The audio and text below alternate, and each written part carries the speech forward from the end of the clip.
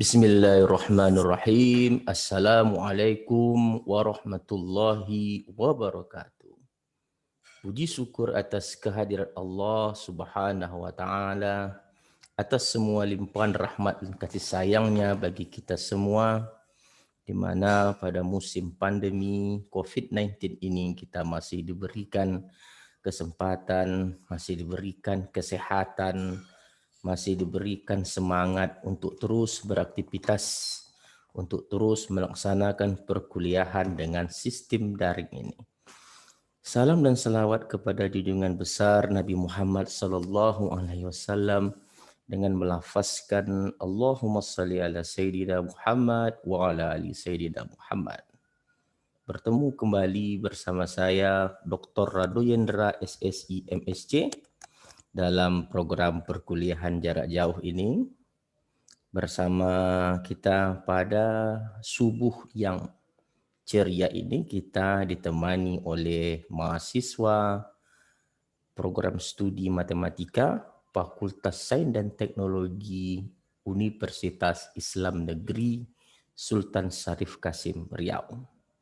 Bersama kita tetap disponsori oleh Lembaga Rado Research Center, dan tentu saja dengan kesempatan perkuliahan pagi ini kita akan membahas suatu teori dalam mata kuliah teori probabilita yang disebut dengan momen dan moment generating function.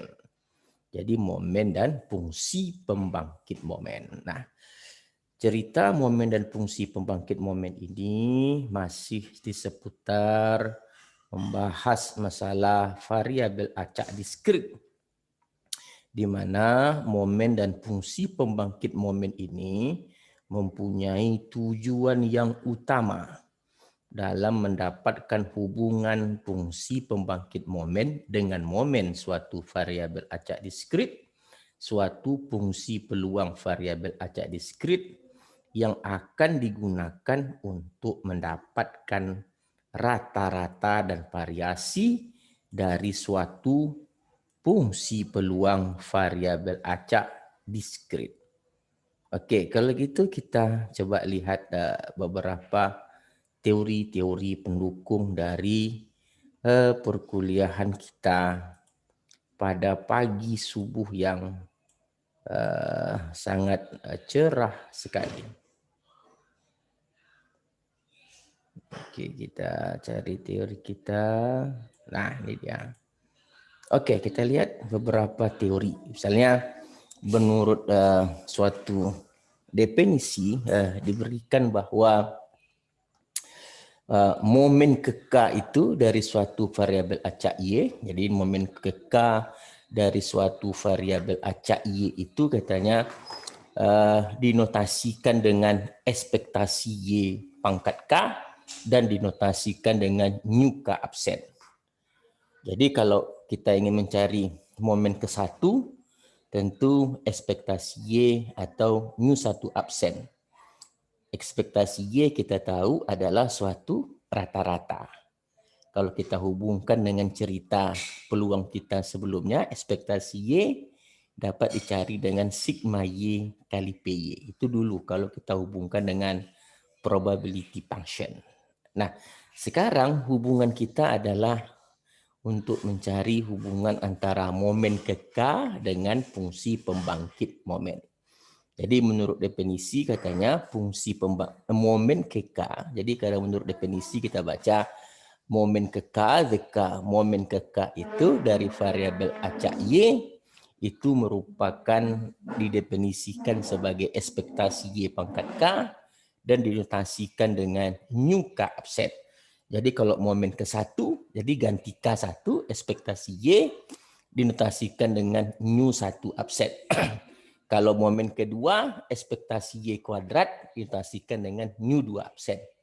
Kalau dia momen ketiga, maka ekspektasi Y pangkat 3 dan dinotasikan dengan Y nu 3 absen. Nah, itu definisi dari suatu momen keka. Nah, kita akan lanjut dengan definisi suatu moment generating function. Jadi kita sudah lihat tadi fungsi momen. Jadi kalau kita lihat, kalau kita berbicara sebelumnya tentang variasi, variasi adalah ekspektasi Y kuadrat dikurang ekspektasi Y dikuadratkan. Jadi kalau ekspektasi Y kuadrat apa? Momen kedua. Ekspektasi dikuadratkan beda, ekspektasi Y kuadrat dikurang dengan ekspektasi Y dikuadratkan. Kalau ekspektasi Y dikuadratkan apa? Momen ke-1 pangkat 2. Jadi kalau begitu, ada hubungan antara variasi dengan momen ke-K. Jadi selain dari variasi itu dapat dihitung dengan ekspektasi Y kuadrat dikurang ekspektasi Y dikuadratkan, ternyata ekspektasi juga boleh disebut dengan momen kedua dikurang dengan momen ke-1 kuadrat. Karena seperti yang kita sampaikan tadi bahwa momen kedua adalah ekspektasi Y kuadrat. Tadi definisi dari momen ke K adalah ekspektasi Y pangkat K. Kalau begitu, variasi selain dari rumusnya ekspektasi Y kuadrat dikurang ekspektasi Y dikuadratkan, boleh juga disebut dengan momen kedua dikurang dengan momen ke-1 kuadrat. Oke, sekarang kita lihat dengan fungsi pembangkit momen. Fungsi pembangkit momen itu dinotasikan atau didefinisikan sebagai MT. Jadi kalau kita lihat fungsi pembangkit momen itu didefinisikan nih, kita lihat kalau kita lihat ini adalah MT dari definisi fungsi pembangkit momen dapat dicari dengan ekspektasi eksponen TY. Jadi kalau begitu fungsi pembangkit momen itu didefinisikan sebagai MT sama dengan ekspektasi eksponen TY. Itu disebut sebagai fungsi pembangkit momen.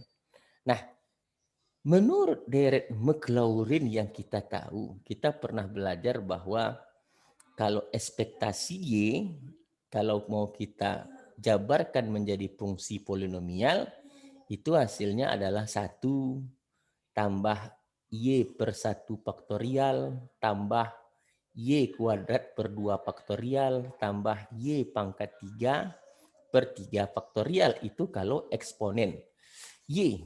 Sekali lagi saya ulangi, karena bahasan kita ini adalah fungsi pembangkit momen, di mana fungsi pembangkit momen didefinisikan sebagai MT sama dengan ekspektasi dari eksponen TY, maka kalau eksponen TY, kalau kita berbicara masalah eksponen TY, kita balik ke belakang sedikit.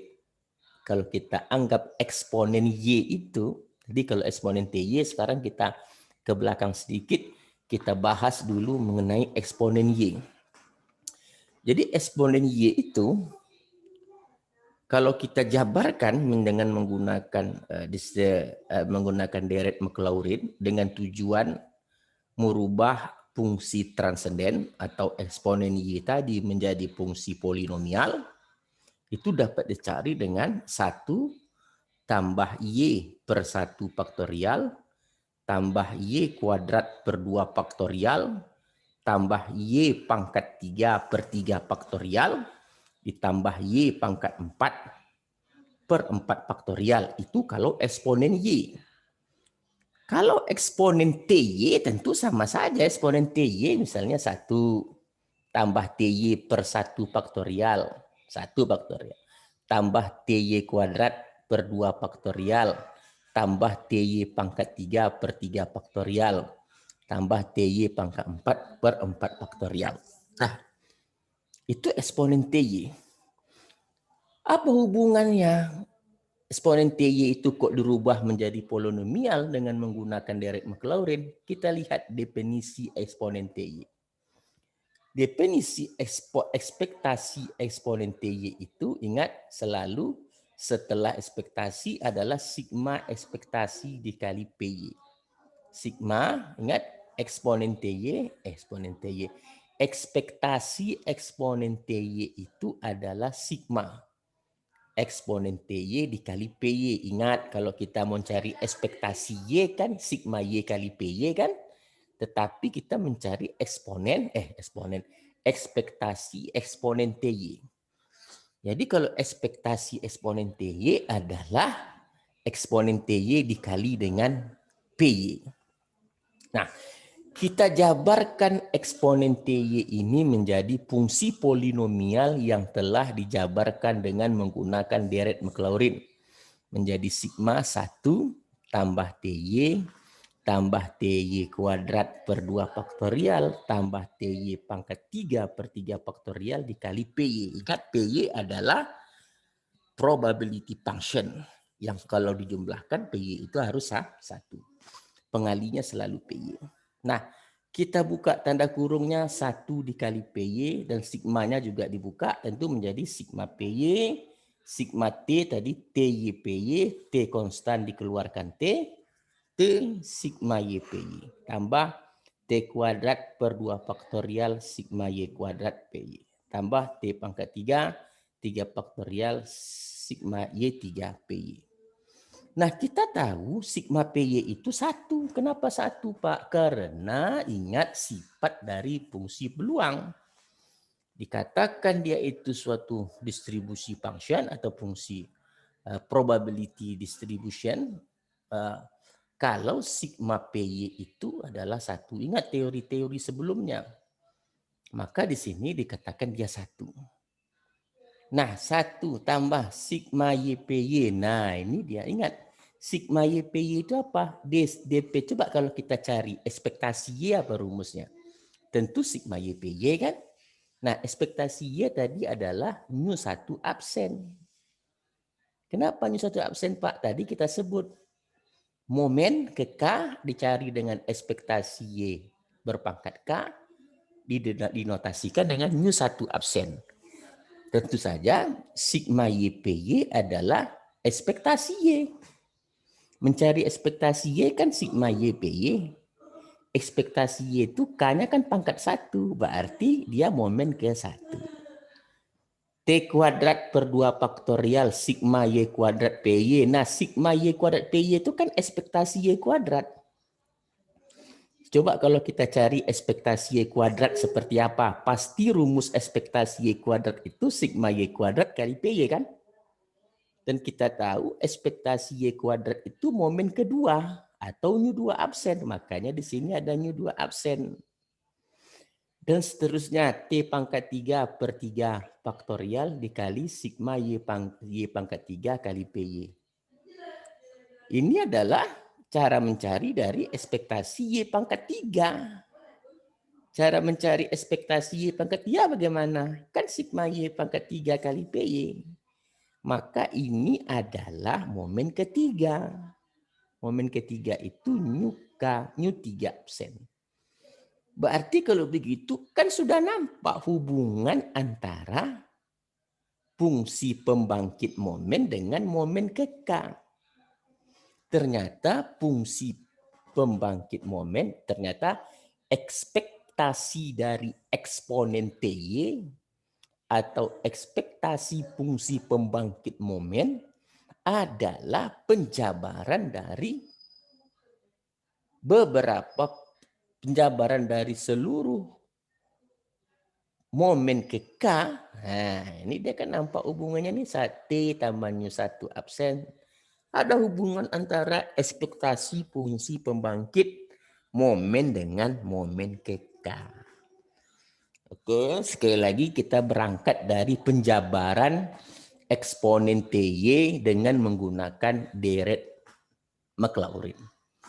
Kita tahu bahwa deret Maclaurin itu berfungsi untuk menjadikan fungsi khusus atau fungsi rumit menjadi polinomial. Salah satunya fungsi transenden atau eksponen. Ingat, fungsi transenden itu ada logaritma natural, ada eksponen, dan lain-lain. Kalau kita balik ke belakang sedikit, eksponen Y dapat dijabarkan menjadi 1 tambah Y per 1 faktorial tambah Y kuadrat per 2 faktorial tambah Y pangkat 3 per 3 faktorial. Jadi kalau eksponen TY tentu 1 tambah TY, karena dia TY kan, 1 tambah TY kuadrat per 2 faktorial dan seterusnya. Untuk menjabarkan ekspektasi eksponen TY, tentu sigma eksponen TY kali PY. Ini cara mencari ekspektasi. Jabarkan eksponen TY ini menjadi polinomial, seperti yang dihasilkan yang ini. Jabarkan, lalu kalikan dengan PY, dibuka sigmanya, terus diperhatikan bentuk polanya. Sigma PY itu 1, karena syarat dari distribusi peluang itu harus sigma PY adalah 1, lalu T dikali sigma YPY, ini sigma YPY mencari ekspektasi Y itu adalah μ1 absen, ini T kuadrat per 2 faktorial. Kok ada T kuadrat, Pak? Iyalah, ini kan TY kuadrat itu kan artinya T kuadrat Y kuadrat per 2 faktorial, makanya T kuadratnya keluar 2 faktorial, tinggal di dalamnya sigma Y kuadrat PY. Sigma Y kuadrat PY itu ekspektasi Y kuadrat. Ekspektasi Y kuadrat itu μ2 absen. Ini juga T pangkat 3 kali Y pangkat 3 per 3 faktorial. Keluarkan T pangkat 3 per 3 faktorial. Tinggal sigma Y pangkat 3 kali PY. Sigma Y pangkat 3 PY itu adalah ekspektasi Y pangkat 3. Ekspektasi Y pangkat 3 adalah momen ketiga. Jadi fungsi pembangkit momen, ekspektasi fungsi pembangkit momen, nih ekspektasi fungsi pembangkit momen dapat dihubungkan dengan operasi penjumlahan momen KK. Oke, momen KK dengan konstan-konstan yang ditentukan. Konstan itu seperti T kuadrat per 2 faktorial dan seterusnya.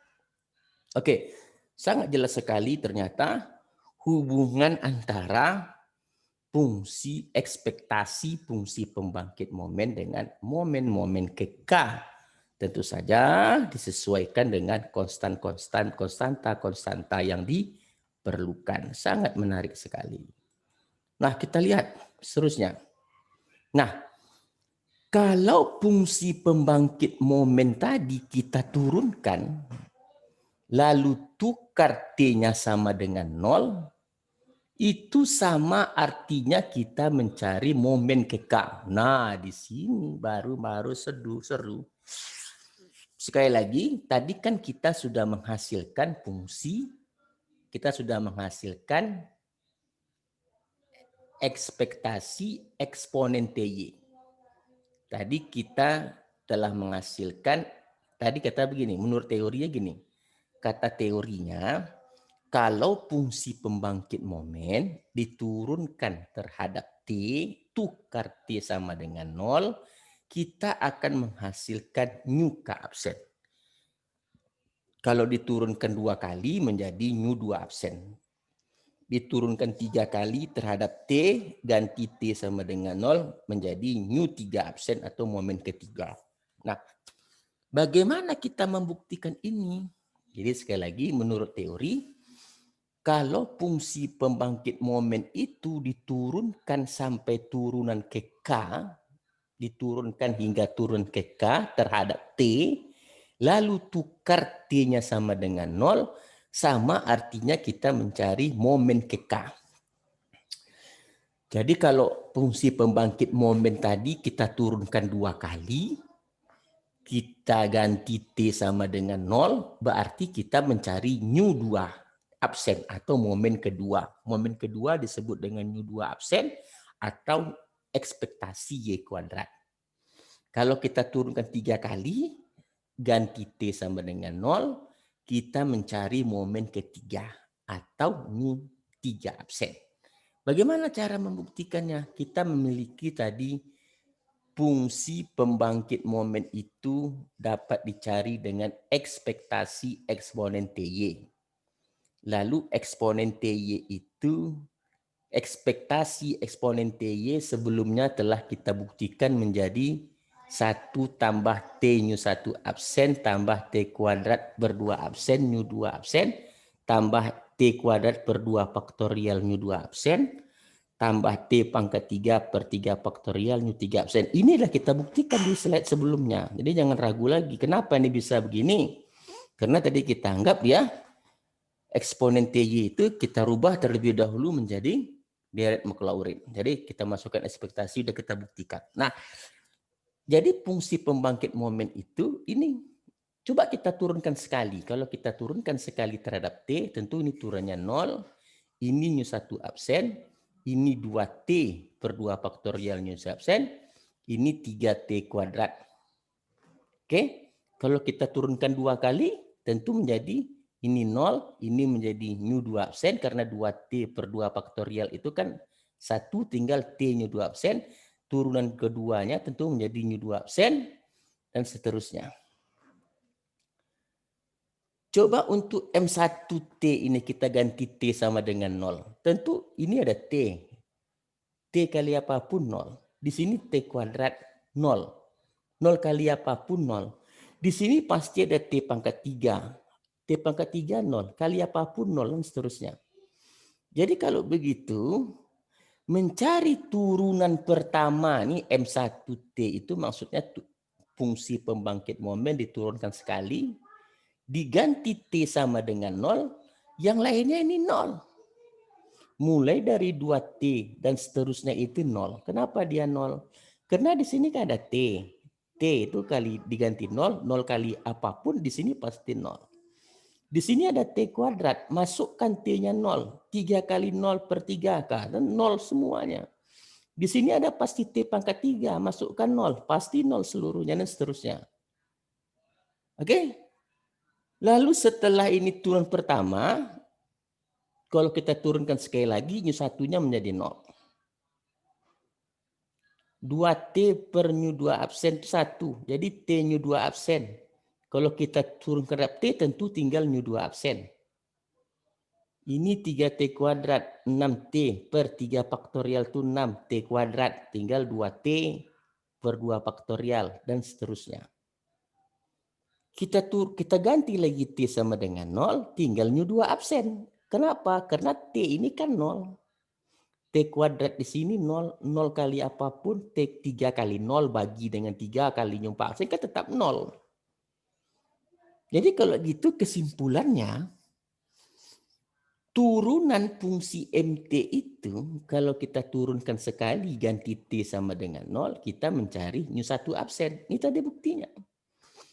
Kalau kita turunkan 2 kali, tentu dia menjadi, kita turunkan 2 kali, ganti T sama dengan 0 menjadi nu 2 absen.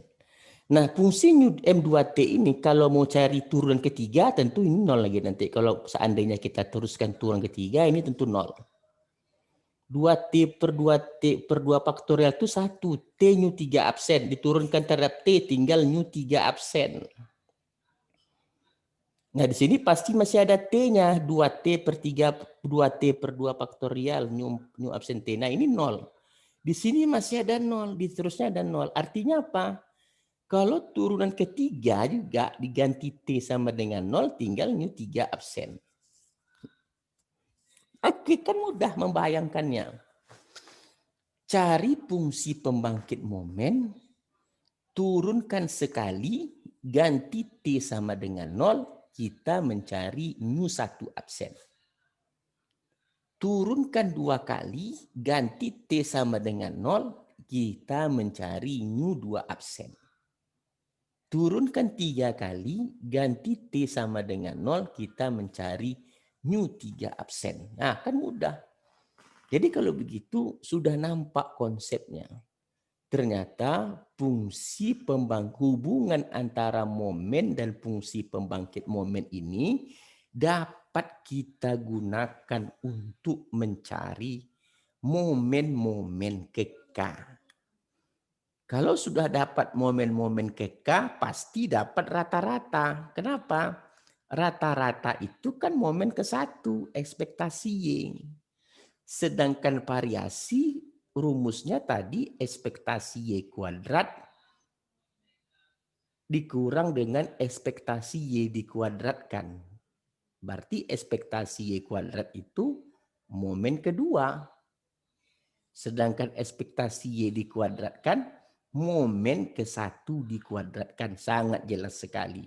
Jadi kesimpulannya, fungsi pembangkit momen diturunkan sekali, ganti T sama dengan 0, kita mencari nu1 absen.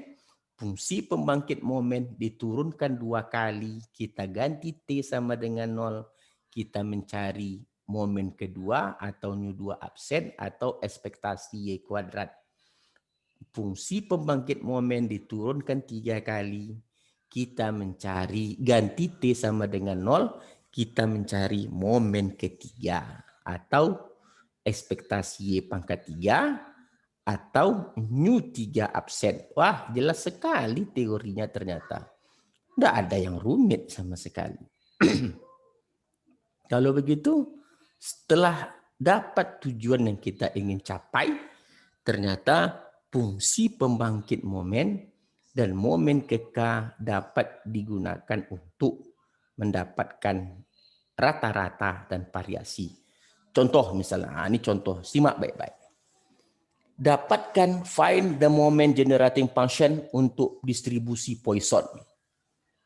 Distribusi Poisson dengan variabel with mean lambda. Ingat, distribusi satu-satunya yang sama antara variasi dan rata-rata adalah Poisson. Rata-rata Poisson lambda, variasi Poisson lambda. Itu sudah kita jelaskan. Buka lagi teori yang telah kita bahas sebelumnya. Jadi tujuan kita sekarang untuk mencari fungsi pembangkit momen dari distribusi Poisson. Coba kita lihat. Ini definisi nih, jangan takut. Definisi fungsi pembangkit momen dapat dicari dengan ekspektasi eksponen TY. Ingat, kalau ada ekspektasi, pasti cara mencarinya sigma ekspektasi TY. Salah. Sigma eksponen TY. Jadi, sekali lagi, definisi fungsi pembangkit momen dinotasikan dengan MT, dicari dengan ekspektasi eksponen TY, dapat dicari dengan sigma eksponen TY dikali PY. Ingat, apapun yang mengikuti ekspektasi, pasti pengalinya PY. Nah, PY-nya apa? Poisson. Kenapa Poisson? Ya, karena soal yang mau dicari Poisson. Rumus Poisson, lambda berpangkat Y, eksponen min lambda per Y faktorial. Jadi kalau begitu, ekspektasi T eksponen TY dikali lambda berpangkat Y, eksponen min lambda bagi dengan Y faktorial. Di sini ada eksponen TY, di sini ada eksponen min lambda, maka disatukan kita akan mendapatkan di sini ada lambda. Coba sama-sama ya. Kita perhatikan sama-sama.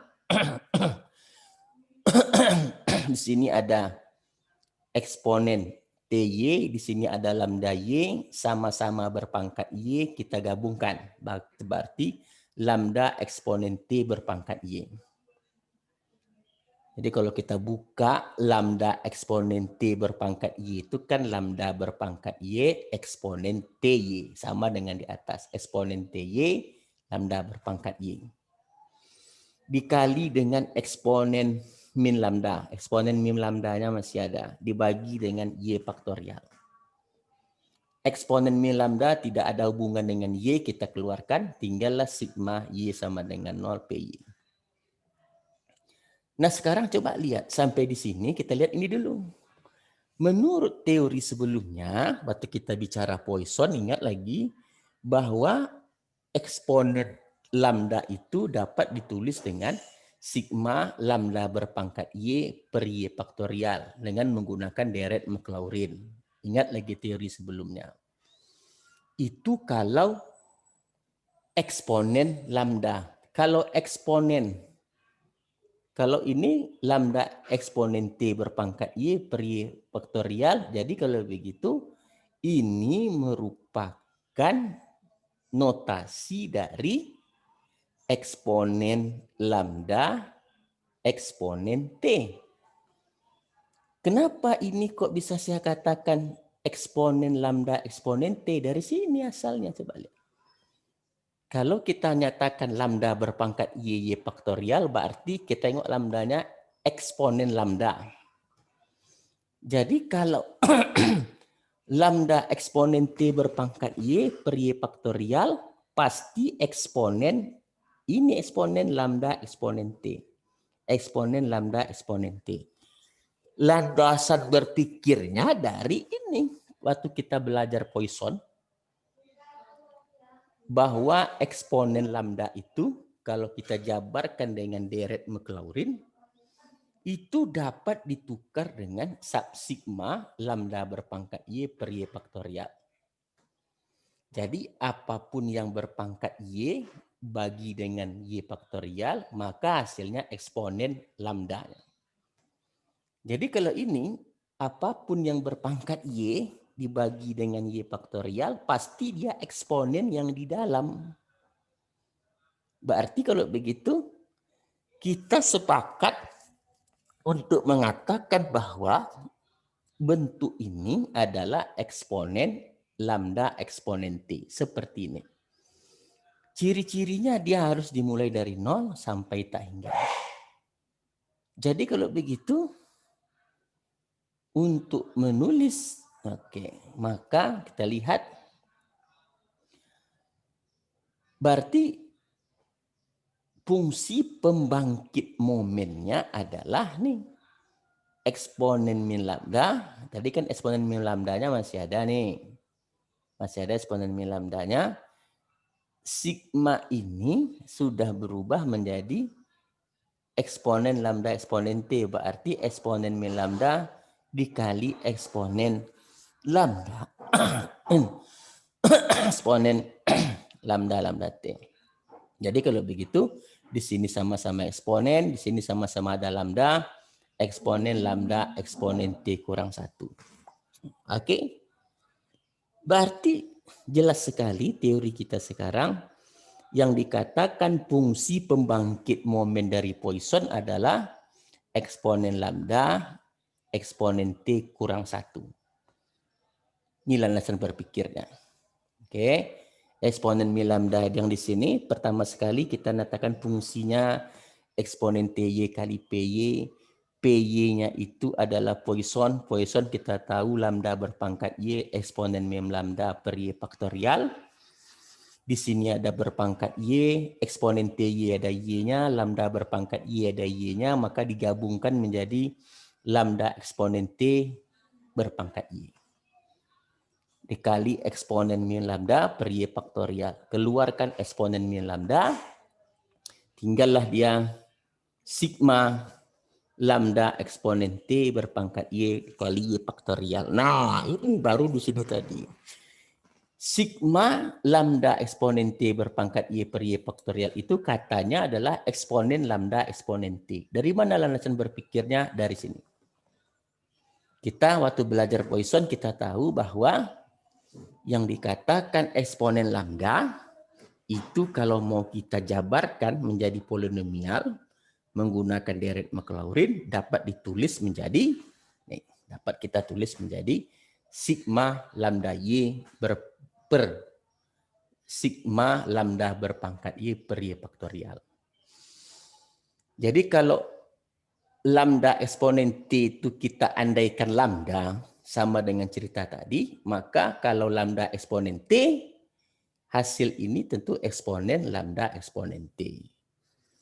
Kalau lambda saja tadi kan eksponen lambda, tapi di sini ada lambda eksponen T, tentu eksponen lambda eksponen T.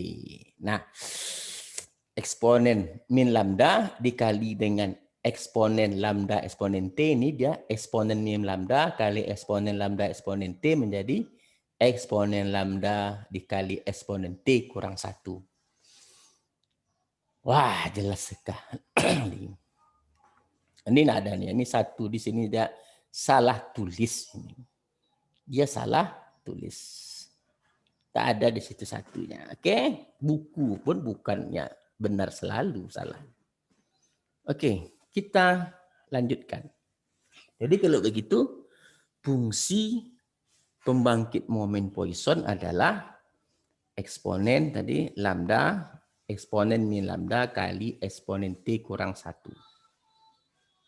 Nah, kita lihat. Nah, lalu kita akan gunakan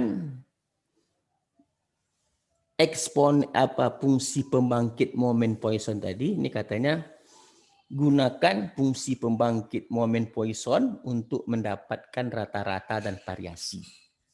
Nah, kita tahu teori yang sebelumnya, kalau fungsi pembangkit momen itu sudah dapat, kita turunkan sekali, ganti T sama dengan 0, itu mencari momen ke-1. Fungsi pembangkit momen diturunkan 2 kali, ganti T sama dengan 0, berarti kita mencari momen kedua. Jadi kalau gitu, kita turunkan sekali fungsi pembangkit momen Poisson. Tadi kita tahu fungsi pembangkit momen Poisson itu kan eksponen lambda dikali eksponen T kurang 1. Yang kita buktikan tadi. Kita turunkan sekali. Berarti cara menurunkannya bagaimana?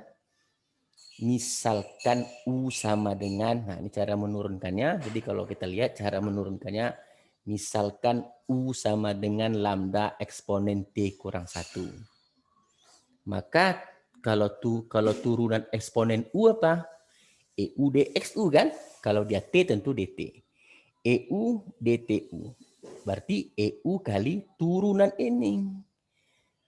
Turunan lambda dikali eksponen T kurang 1 terhadap T. Nah, ini kalau enggak tahu keterlaluan. Yaitu lambda eksponen T. Berarti turunannya tentu EU kali lambda eksponen T. Ingat, misalkan dulu U-nya itu adalah lambda kali eksponen T kurang 1. Dan kita tahu turunan dari EU terhadap U itu adalah EU dxU. Artinya eksponen U dikali dengan turunan U-nya. Jadi karena U-nya tadi adalah lambda eksponen T kurang 1. Turunan lambda eksponen T kurang 1 itu terhadap T menjadi lambda eksponen T dikali EU. U-nya tadi eksponen lambda eksponen T kurang 1 dikali lambda eksponen T. Ini dia. Inilah hasil dari turunan pertama. Itu turunan pertama. Oke. Lalu turunan kedua. Berarti turunan keduanya tentu turunan pertama ini turunkan sekali lagi. Kan gitu dia. Cara mencari turunannya, misalkan E lambda eksponen T kurang 1 itu U. Dan lambda eksponen T itu V. Kita tahu kalau UV itu kan UV absen tambah VU absen. Cari dulu U absen. Kalau U-nya eksponen T, eksponen lambda eksponen T kurang 1, maka V absennya kan sama dengan yang kita turunkan di awal tadi. Ini dia. Maka turunannya U absennya masih sama. Eksponen lambda eksponen T kurang 1 dikali lambda eksponen T. Kalau V-nya lambda ET, V absennya juga eksponen lambda eksponen T. Maka kan jelas, tinggal masukkan saja. U kali V sama dengan UV absen tambah VU absen. U-nya nih. Oke. Jadi kan tinggal masukkan saja. Ini hasilnya. Oke. U-nya apa tadi? U-nya adalah kalau UV absen, U-nya eksponen lambda eksponen T kurang 1, V absennya lambda T, ini dia. Ini UV absen. Oh, dibalik ya. Tulisan enggak apa-apa. Ini UV absennya. Ini VU absennya. Nah, kan dia VU absen. Jadi caranya kalau kita menggunakan rumus UV, ingat ya, kadang-kadang orang membuat kalau UV itu kan UV absen tambah VU absen. Tapi buku ini menulis VU absen tambah UV absen. Ya enggak masalah, sama saja. VU absen. U absennya ini. V-nya ini. Kan ini dia. VU absen. Lambda ET, lambda ET. Lambda eksponen T, lambda eksponen T. Makanya muncul lambda eksponen T kuadrat. Nah, kan gitu dia tuh. Ya tak? U absennya yang ini, eksponen T ini dia. Jadi dibaliknya dalam buku ini ya.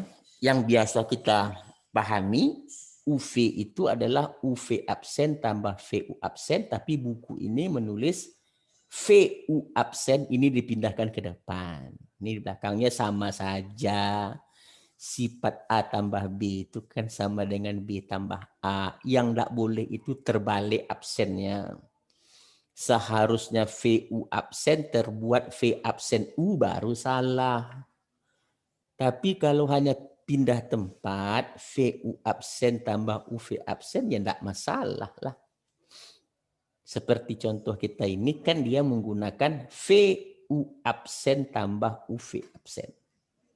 Oke, jelas ya? Mantap. Nah, seperti yang saya sebutkan, mencari momen ke-1, turunkan sekali, ganti T sama dengan 0. Jadi kalau kita ganti T sama dengan 0, eksponen T 0 berarti 1. Eksponen 0 itu kan 1 kurang 1, 0. 0 kali lambda 0. Eksponen 0, 1. Dikali dengan lambda, eksponen 0, 1 lambda. Berarti turunan momen pertama, ganti T sama dengan 0, tinggal menghasilkan lambda. Nah, ini dia lambda tinggal dia. Ini artinya ganti T sama dengan 0 katanya. Cara membacanya kan, tu momen ke-1, fungsi pembangkit momen turunkan sekali, ganti T sama dengan 0, hasilnya lambda. Dan fungsi pembangkit momen itu diturunkan 2 kali, ini tadi turun kedua kalinya, ganti T sama dengan 0. Coba ganti T sama dengan 0. Eksponen 0, 1. 1 kurang 1, 0. Berarti lambda 0, 0. Eksponen 0, 1. Ini 1. Dikali dengan eksponen T. T-nya 0, berarti 1. Lambda kuadrat. Berarti ini lambda kuadrat. Ditambah. Ini di atas sama tadi dengan yang ini. Berarti ini 1. Berarti di sini ini tetap T. Ini lambda kuadrat. Jadi lambda kuadrat tambah lambda. Jadi momen kedua, lambda kuadrat tambah lambda. Momen ke-1, lambda. Variasinya apa? Variasi adalah momen kedua. Nih, momen kedua, lambda kuadrat tambah T. Dikurang momen ke-1 kuadrat. Berarti lambda kuadrat. Lambda kuadrat adalah lambda kuadrat kurang habis tinggal lambda. Berarti variasinya juga lambda. Rata-rata atau momen ke-1 atau ekspektasi lambda, variasi adalah lambda. Nah, turunan-turunan seperti ini jangan sampai tidak tahu gitu. Kan mudah saja. Seperti turunan eksponen lambda kali eksponen T kurang 1. Misalkan dulu U-nya itu lambda kali eksponen T kurang 1. Kita tahu turunan EU itu EU kali turunan ke U. Maka cari dulu turunan ke U-nya. Turunan ke U itu apa? Turunkan terhadap T. Eksponen lambda dikali eksponen T kurang 1. Turunan terhadap T-nya tentu lambda eksponen T. Maka EU dikali DTU-nya itu menjadi tetap ini tadi U-nya adalah eksponen lambda kali eksponen T kurang 1 dikali dengan lambda eksponen T. Itu dia. Ini makanya hasilnya ini. Untuk turunan keduanya anggap ini U, anggap ini V. Cari U absen, cari V absen. Udah saya tuntut semua. Lalu hasilnya U kali V sama dengan UV absen tambah VU absen. Nah, di buku dia menggunakan VU absen tambah UV absen dibaliknya. Yang dibalik itu letaknya, tidak masalah. Yang tidak boleh itu absennya berbeda. Kalau ini you tukar V absen U baru salah. Sedangkan ini you tukar U absen V baru salah. Tapi kalau hanya letak V U absen tambah UV absen tidak masalah. Oke? Nah, dapat turunan ke satu, dapat turunan kedua, baru masing-masing ganti T sama dengan 0. Oke, sangat jelas teorinya. Sangat jelas. Kita coba lanjutkan, kita pertajam lagi dengan contoh soal yang agak ekstrim sedikit.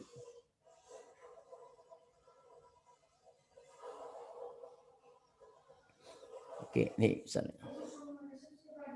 Nah, nih.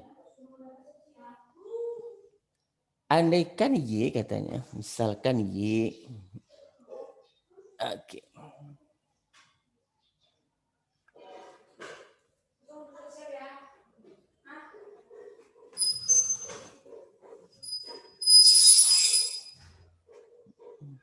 Nah, suppose that the random variable with moment function MYT sama dengan what is this perusahaan? Ini senang ini.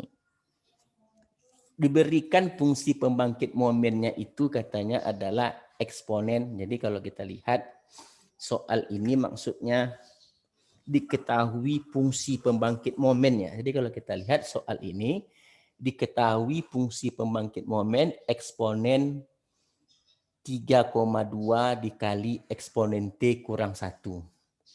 Lalu dia ditanya, itu tuh distribusi apa gitu. Kalau diketahui fungsi pembangkit momennya eksponen 3,2 kali eksponen T kurang 1, ditanya fungsi pembangkit momen yang seperti itu punya distribusi apa? Nah, gitu maksudnya.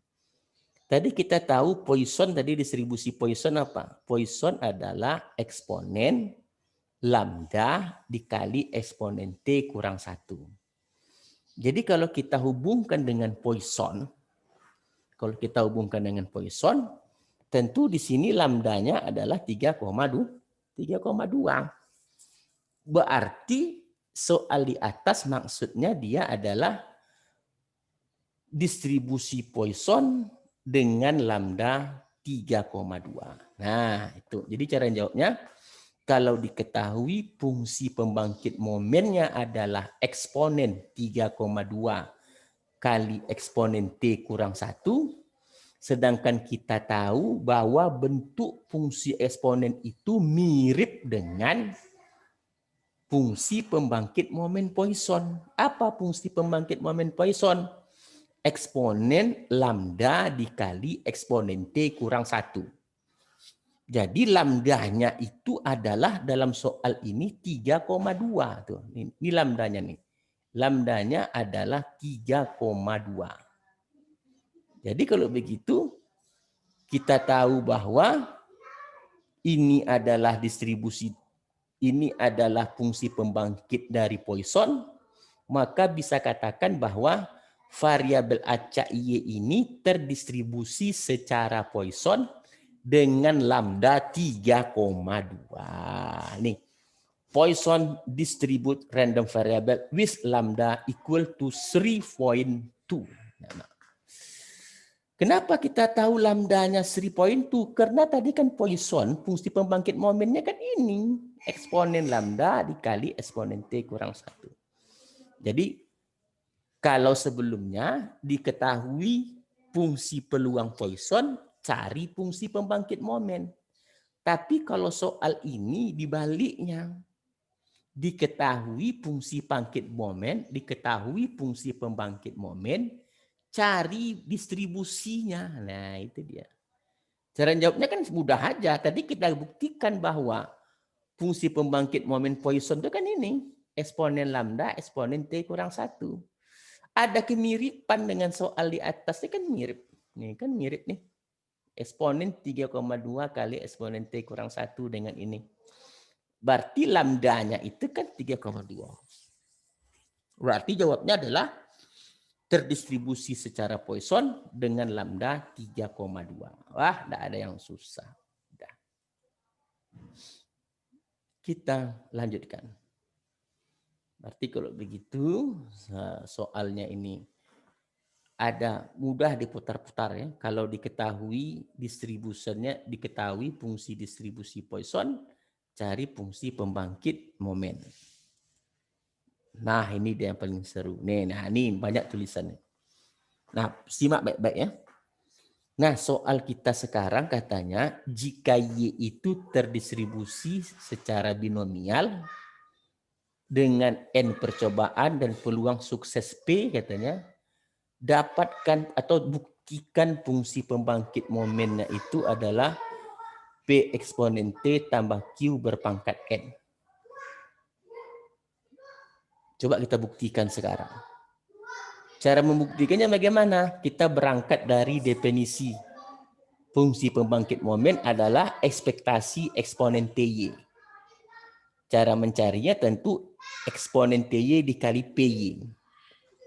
PY-nya apa? PY-nya binomial dong. Kan kita mau cari binomial. PY binomial apa? Kombinasi NY, P berpangkat Y, Q berpangkat N kurang Y. Itu ingat lagi tuh binomial. Di sini ada P berpangkat Y, di sini ada eksponen TY, keluarkan Y-nya, tinggallah P kali eksponen T berpangkat Y dikali Q berpangkat N kurang Y. Nah, kita tahu dalam binomial, coba lihat dalam binomial, ingat kembali. Cara memudahkan penulisan binomial tentu sigma kombinasi NY, P berpangkat Y, Q berpangkat N kurang Y, itu kan dapat ditulis dengan P tambah Q berpangkat N. Ingat teori, buka kembali video saya tentang binomial. Ada ekspansi binomial, ingat itu ekspansi binomial. Artinya bahwa jika bentuknya kombinasi NY, P berpangkat Y, Q berpangkat N kurang Y, itu dapat kita tulis dengan P tambah Q berpangkat N. Ini kan cara membuktikan satu kemarin nih. P tambah Q ini kan satu. Satu berpangkat apapun satu. Nah, kalau kita misalkan P eksponen T itu P, Q tetap, maka tentu bentuk ini akan mudah dapat disederhanakan dengan P eksponen T tambah Q berpangkat N. Terbukti. Oke. Kan terbukti. Berarti fungsi pembangkit momen dari binomial adalah P eksponen T tambah Q berpangkat N. Nah, sekarang kita akan coba untuk mendapatkan momen ke-1, momen kedua. Coba ingat kembali. Yang disebut dengan momen ke-1, turunkan sekali. Ini kita turunkan sekali fungsi pembangkit momen terhadap T. P eksponen T tambah Q berpangkat N. Turunkan berarti N kali P eksponen T berpangkat Q dikali N kurang 1. Dikali, di dalamnya masih ada, dikali P eksponen T. Oke. Lalu sederhanakan. Setelah kita turunkan sekali, ganti T sama dengan 0. N kali P eksponen 0 tambah Q N kurang 1 dikali P eksponen 0. P eksponen 0 P kali 1 berarti N kali P tambah Q berpangkat N kurang 1 eksponen 0 1P. P tambah Q 1. Ingat dalam peluang sukses, peluang gagal itu 1. 1 berpangkat berapapun dia 1. Berarti 1 kali N. Berarti NP. Berarti momen ke-1-nya adalah N kali P. Momen ke-1 itu apa? Ekspektasi Y. Ekspektasi Y itu apa? Rata-rata. Berarti benar rata-rata binomial itu NP. Baik kita menggunakan rumus sigma YPY, ingat sigma YPY itu untuk mencari rata-rata atau kita menggunakan fungsi pembangkit momen yang diturunkan sekali. Nah sekarang kita cari momen kedua. Momen kedua tentu ini turunan 2 kali. Turunannya 2 kali, turunkan 2 kali. Jadi kalau menurunkan ini 2 kali, tentu turunkan pertama dulu. Turunan pertama itu yang tadi, di sini udah turunan pertama, berarti ini NPET tambah Q. Nah, ini turunkan sekali lagi. Cara menurunkannya bagaimana? Anggap ini adalah U, nih, anggap U-nya adalah N kali P eksponen T tambah Q berpangkat N kurang 1. Anggap V-nya sama dengan P eksponen T.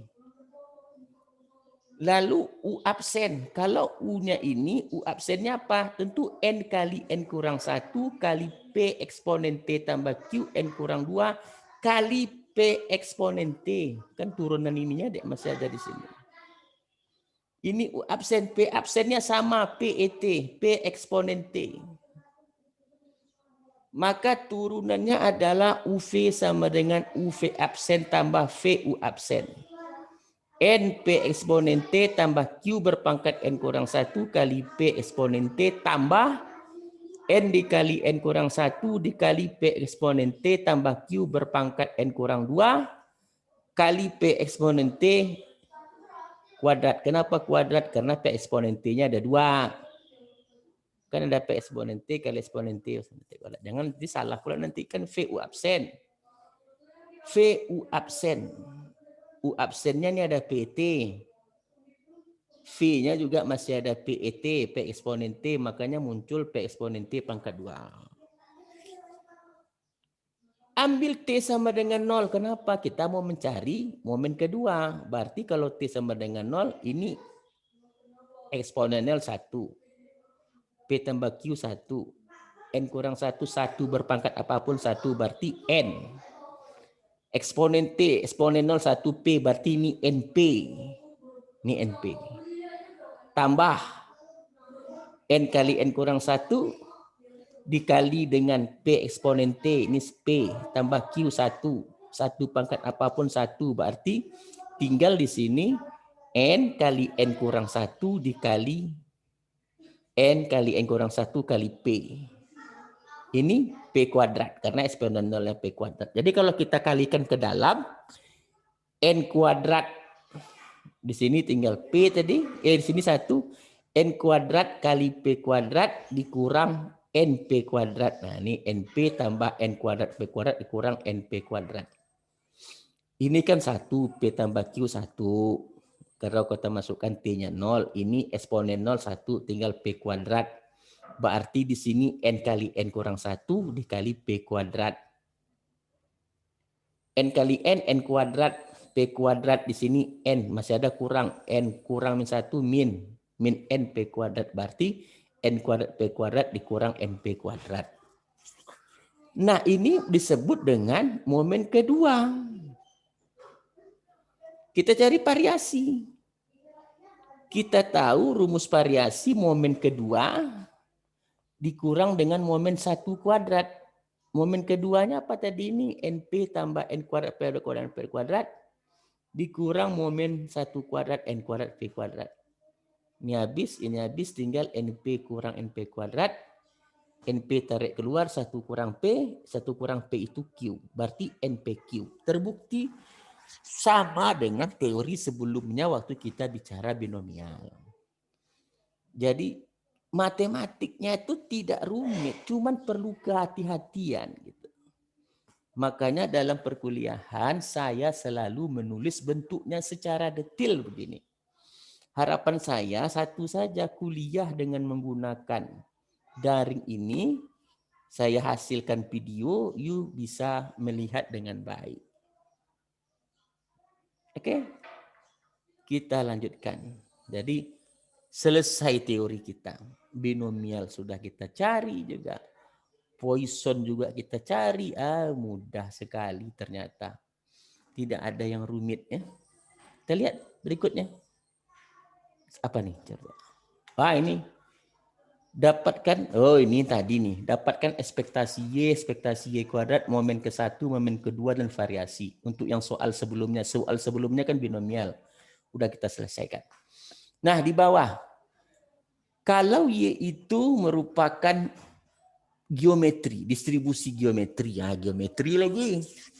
Buktikan katanya pembangkit momen dari geometri P eksponen T dibagi dengan 1 dikurang Q eksponen T. Sama caranya. Berangkat dari definisi fungsi pembangkit momen dapat dicari dengan ekspektasi eksponen TY. Apapun yang mengikut ekspektasi, sigma eksponen TY pengalinya adalah PY. Karena dia geometri, tentu PY-nya geometri. Kita ingat PY geometri, Q berpangkat Y kurang 1 dikali dengan P. Nah, sini kita lihat. Nah, di sini kalau kita lihat P-nya, itu di sini ada eksponen TY kurang 1. Nah, di sini caranya begini. Coba lihat sama-sama. Di sini ada P, berarti P konstan tarik keluar. Nah, di sini yang menjadi masalahnya adalah eksponen TY itu akan kita rubah menjadi eksponen TY kurang 1 dikali eksponen TY. Coba lihat sama-sama. Kalau kita buka di sini eksponen TY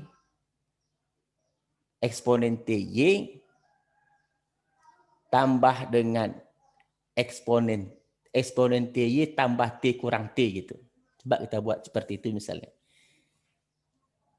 Eksponen TY tambah T kurang T. Kan sama saja. Tambah T kurang T itu kan 0 juga kan. Tak jadi masalah ya. Paham? Paham ya? Eksponen TY tambah T kurang T. Atau secara matematisnya kan eksponen TY kali eksponen T kali eksponen min Y. Jadi kalau kita gabungkan eksponen TY tambah T kurang T. Kenapa saya buat seperti itu? Karena kalau ada eksponen T, coba di sini kan ada dari mana munculnya kok ada eksponen T, ada eksponen TY, T kali Y kurang 1. Asalnya dari eksponen TY itu kita sulap menjadi eksponen TY tambah T kurang T. Lalu kita modifikasi eksponen TY kurang T kali eksponen T. Kan sama saja. Ulang. Eksponen TY tambah T kurang T. Tambah T kurang T itu kan 0. Lalu saya rubah eksponen TY dikurang T kali eksponen T. Kan sama kan? Sama. Makanya eksponen TY dikurang T menjadi T dikali Y kurang 1. Eksponen T ya tarik keluar. Dikali Q berpangkat Y kurang 1. Sekali lagi biar tidak ragu. Eksponen TY ini saya rubah menjadi eksponen TY ditambah T kurang T. Tambah T kurang T itu kan 0 kan? Jadi kan tidak berpengaruh sebenarnya kan? Lalu eksponen TY dikurang T, yang T-nya itu saya ganti dengan eksponen T. Kan eksponen sama dengan eksponen, kan pangkatnya tinggal jumlahkan saja sebenarnya.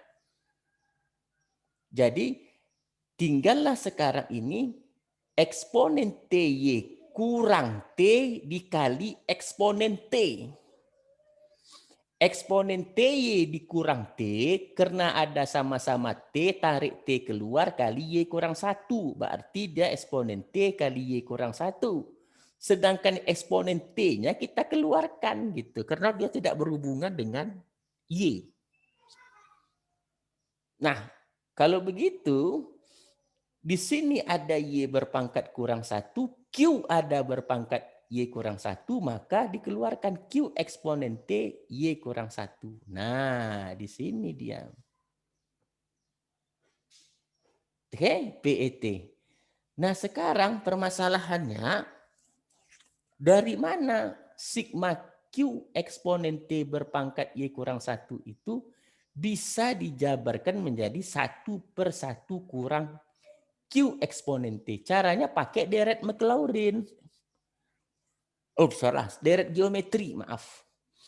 Yang sigma QIT berpangkat Y kurang 1 ini kita jabarkan. Kalau saya anggap Y sama dengan 0, tentu kan Y-nya bergerak dari 1 sigma Q eksponen T berpangkat Y kurang 1. Masukkan Y1, 1 kurang 1, 0, berarti 1. Masukkan Y-nya 2, 2 kurang 1, 1 berarti QIT.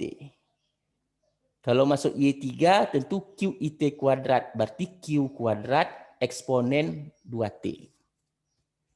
Oke, maka dia membentuk deret geometri.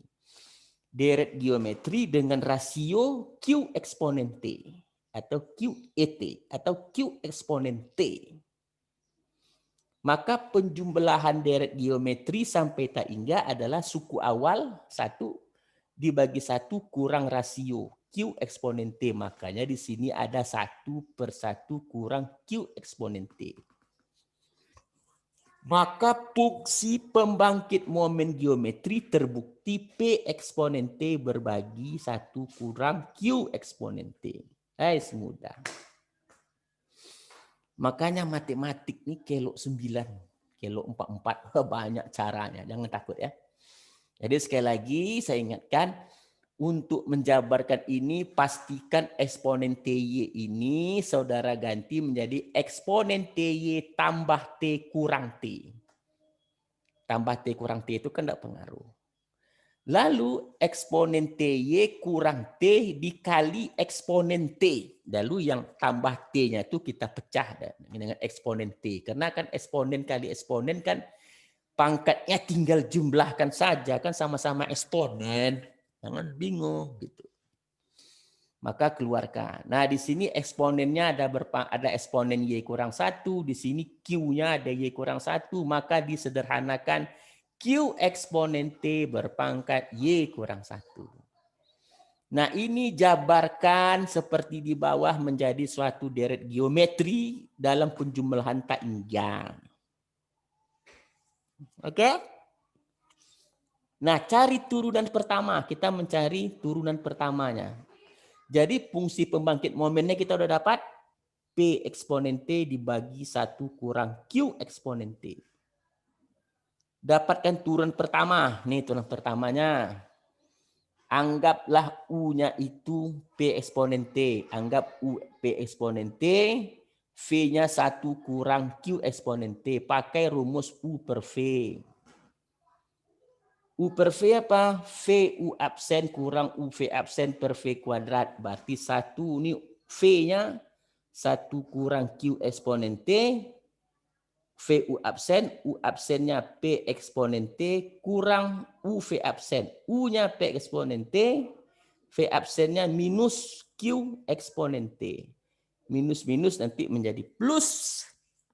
Maka plus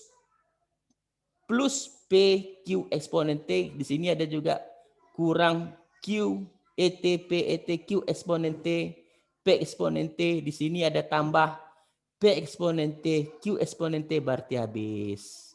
Di atas tinggal P eksponen T dibagi 1 kurang eksponen T. Ganti T sama dengan 0, berarti tinggal P eksponen pangkat 0, P 1 kurang eksponen 1 kurang QP ada pangkat 2, P per P kuadrat seper P. Berarti sama dengan teori sebelumnya.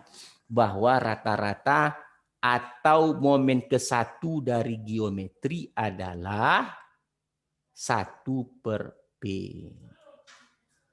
Semakin lama teori ini semakin mudah dan semakin asik untuk disimak baik-baik. Geometri sudah selesai, turunan momen ke-1.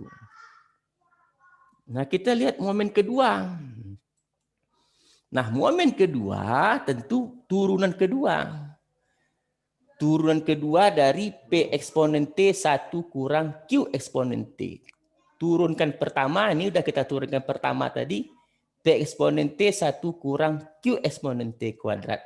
Turunkan ini sekali lagi terhadap T dengan memisalkan U PET. P eksponen T, P-nya ini U, ini V. 1 kurang eksponen T pangkat 2. U absennya tetap P eksponen T. V kuadrat 2. dikali 1 kurang Q eksponen T dikali turunan di dalamnya minus Q eksponen T. Maka gunakan rumus U per V sama persis U per V, VU absen. V-nya tadi 1 kurang Q eksponen T kuadrat. Ini V tadi kuadrat. Sedangkan U-nya PET. Sedangkan U-nya adalah P eksponen T. V absennya 2 dikali 1. Kenapa tambah? Di sini kan minus. Di sini ada tanda minus, teman. Minus nih. Jadi ketika V absennya, ini kan ada V absen. Di sini V absen. Di sini ada minus. Minus ketemu minus tentu menjadi plus. Tidak tahu juga. Tekek satu palanya. Ganti T sama dengan 0. Masukkan T sama dengan 0. P tambah 2Q per P kuadrat. Lalu cari variasi momen kedua dikurang momen ke-1 kuadrat. Ini dia. P. Nah, ini dia. Q per P kuadrat. 1 kurang P per P kuadrat. Q per P kuadrat. Sangat mudah sekali. Sangat mudah sekali ternyata. Jadi kalau begitu, ini turun kedua nih variasi. Jadi tergantung keahlian saudara untuk menurunkan sebenarnya. Kalau kalkulus 2-nya mantap, mantap hasilnya. Oke. Subuh-subuh bangun tidur bukan kopi diminum, pelajaran Pak Radung diminum subuh-subuh. Rasain loh. Ngapain lo mau jadi anak mahasiswa? Nah, ini terakhir. Tugas yang kesekiannya. Nah, nomor 1, jika diberikan fungsi pembangkit momennya seperti ini, katanya dapatkan dia terdistribusi secara apa? 3150 fungsi pembangkit momennya seperti ini, lalu jawab dia itu distribusinya apa? Nah, soal 3151 yang nggak rumit saya jelaskan, katanya jika diberikan fungsi pembangkit momen 0,7 eksponen T tambah 0,3 berpangkat 10, katanya dapatkan peluang Y kecil sama dengan 5. Nah, ingat kembali bahwa soal 3151 ini adalah fungsi pembangkit momen binomial. Di mana binomial kita ingat tadi P eksponen T tambah Q berpangkat N. Itu fungsi momennya. Berarti P-nya itu 0,7, Q-nya itu 0,3, N-nya 10.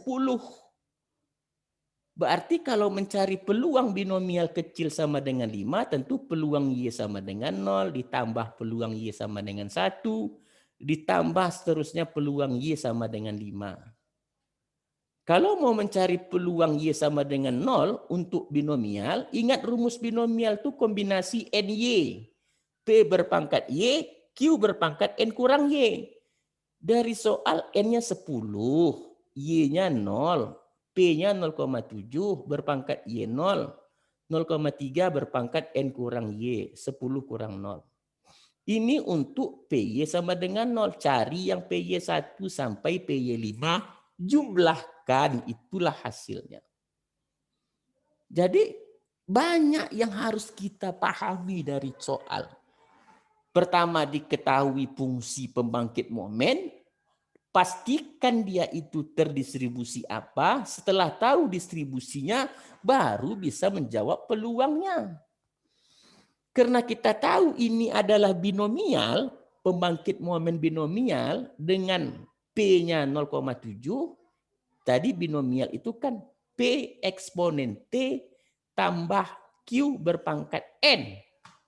Berarti ini binomial dengan N10, P 0,7, Q 0,3. Kalau kita tahu binomial, pasti kita bisa mencari peluang ini. N-nya 10, P 0,7. Oke, cari 3149 dan 3150. Nah, perkuliahan yang sangat menarik di subuh ini gitu. Jadi selalu saya sarankan, selalu lihat video saya berulang-ulang. Nggak ngerti binomial, lihat lagi binomial. Nggak ngerti Poisson, lihat lagi Poisson gitu. Sehingga Anda benar-benar menguasai perkuliahan yang baik sama saya. Oke. Saya selalu hanya menjelaskan bahwa saya selalu memberi motivasi. Tugas saya sebagai pengajar hanya selalu memberi motivasi kepada Anda semua. Seorang pengajar yang baik adalah memberikan bahan ajar yang sebaik-baiknya dan motivasi yang sebaik-baiknya. Sehingga Anda dapat kuliah dengan baik, hasil yang baik. Saya sebagai pengajar hanya bisa memastikan saya memberikan yang terbaik. Saya tidak bisa memastikan Anda melihat dengan baik atau belajar dengan baik. Tidak bisa saya pastikan, dan itu terserah saudara. Tugas saya berikan yang terbaik. Tugas Anda adalah sebagai mahasiswa belajar yang baik. Tapi kalau tidak saudara buat, saya tidak bisa memastikan. Semua terserah kepada Anda. Untuk itu, saya tidak lepas-lepasnya menyarankan habiskan hari-hari selama musim pandemi ini dengan belajar, dan belajar. Sehingga Anda berilmu dan bermanfaat untuk di kemudian hari. Saya rasa itu saja mungkin saya dapat sampaikan pada pagi hari ini. Sama-sama kita meminta kepada Allah Subhanahu wa taala agar Indonesia ini cepat terlepas dari COVID-19.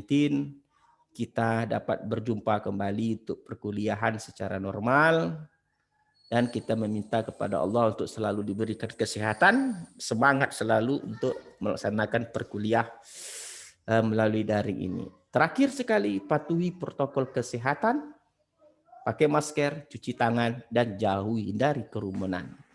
Mungkin itu saja yang dapat saya sampaikan pada perkalian ini. Minta maaf banyak-banyak. Assalamualaikum warahmatullahi wabarakatuh.